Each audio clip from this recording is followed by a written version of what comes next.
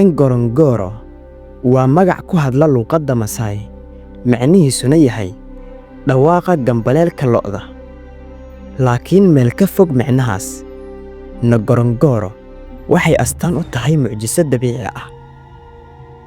Waa god weyn oo aan la mid ahayn meel kale oo dhulka ka mid ah. Halkan waa halka xayawaanadu si xor ah ugu nool yihiin. Waa halka noloshu u socoto sida ay ahayd kumanaan sano ka hor.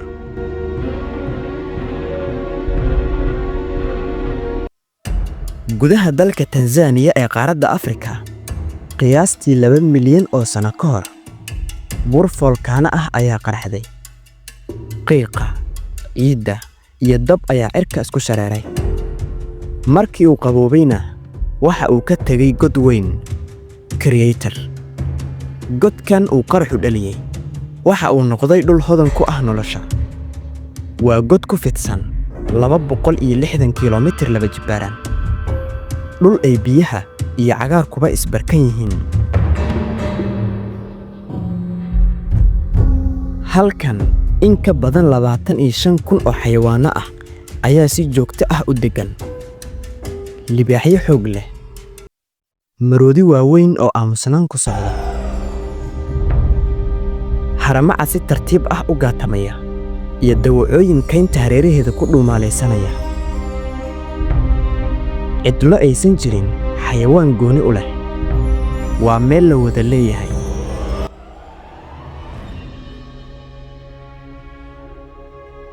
Inkastoo u muuqato meel barwaaqo ah, nolosha Ngorongoro ma fududa.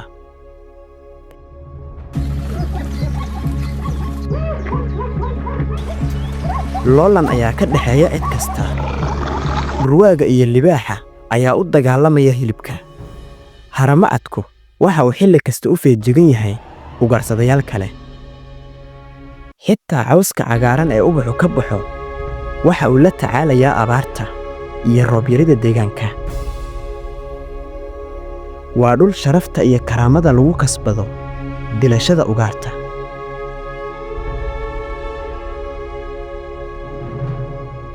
Dadka Maasai-ga ah ee deegaankan degan waxa ay la nool yihiin duurjoogta si waafaqsan dhaqankooda qadiimka ah. Xoolo dhaqatada reer guuraaga ah ee halkan waxa ay dareensan yihiin inaysan adduunka lahayn iyaga oo kaliya, balse ay jiraan noolayaal kale sida kuwan. Waa qayb ka mid ah nidaam dabiici ah oo dhammaystiran. Laakiin kobaca dadka iyo baahida loo qabo dhulbeereedka waxay cadaadis ku hayaan deegaanka. Ngorongoro waxaa lagu ilaaliyaa xeerar caalami ah. Waa goob dhaxal dhaqan sidoo kalena dabiici ah, taasoo u diiwaan gashan hay'adda dalxiiska adduunka ee UNESCO.